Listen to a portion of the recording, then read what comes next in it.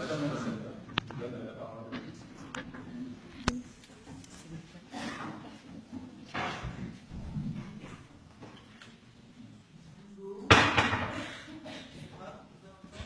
Liberté pour la Palestine, liberté pour la Palestine, liberté pour la Palestine, liberté pour la Palestine, liberté pour la Palestine, liberté pour la Palestine, liberté pour la Palestine, liberté pour la Palestine, liberté pour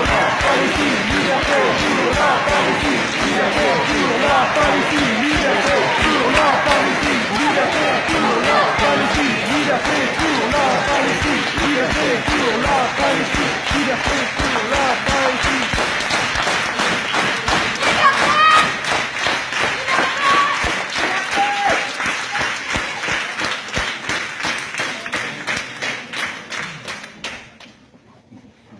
Nous, étudiants de Sciences Po Rennes, déclarons que nous sommes fermement opposés à la tenue de cette conférence. Elisabeth nous s'est invitée au sein de notre établissement pour représenter l'État d'Israël, un État colonisateur gouverné par l'extrême droite.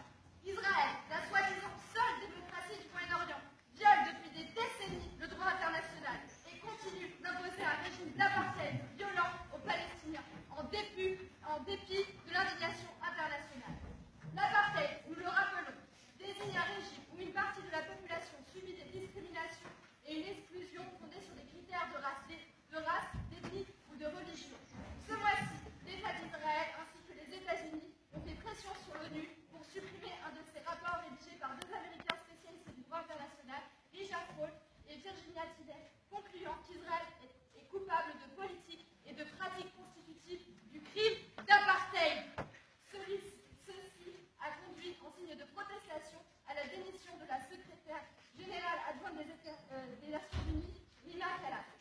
Quotidiennement, en Israël et dans les territoires palestiniens occupés, les autorités israéliennes procèdent à des expulsions forcées ainsi qu'à des démolitions d'habitations palestiniennes en Cisjordanie, alors qu'elles continuent d'y promouvoir ces colonies illégales.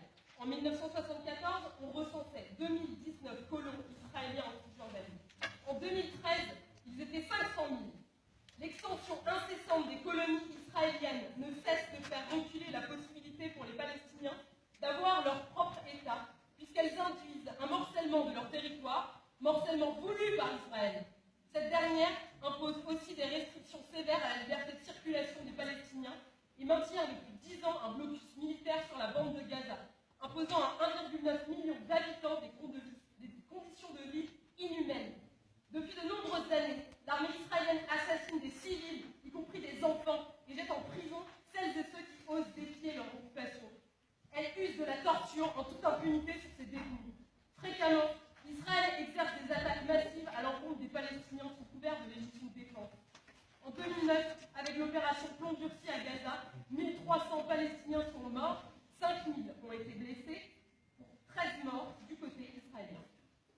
En 2014, 1460 Palestiniens à Gaza ont péri sous les bombardements israéliens. D'après le gouvernement israélien, 47% de ces morts étaient des terroristes. Le peuple palestinien est totalement démuni face à l'État israélien, qui possède l'une des armées les plus puissantes du monde.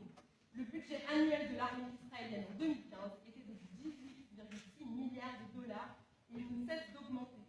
Ces dernières semaines, l'ambassade d'Israël que Mme Aliza Ben-Noun dirige a multiplié les pressions sur plusieurs universités dans le but d'empêcher la tenue des événements de l'international apartheid week qui devaient se tenir partout en France. Certains militants de l'association France-Palestine Solidarité ont été par la suite menacés de mort et de viol par des militants d'extrême droite pro-Israël. Nous ne comprenons pas comment une représentante du gouvernement israélien peut s'octroyer le droit de parler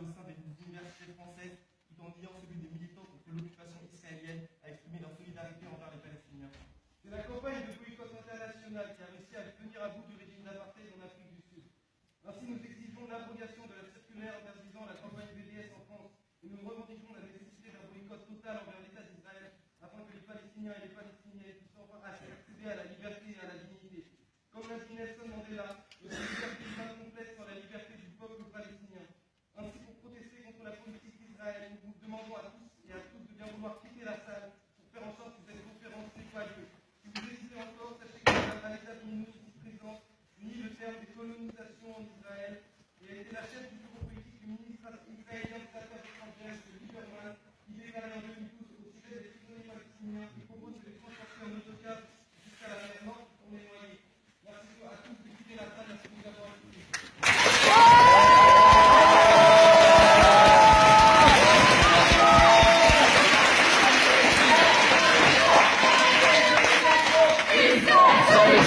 Arrêtez l'occupation. Une seule solution, arrêtez l'occupation. Une seule solution, arrêtez l'occupation. Une seule solution, arrêtez l'occupation.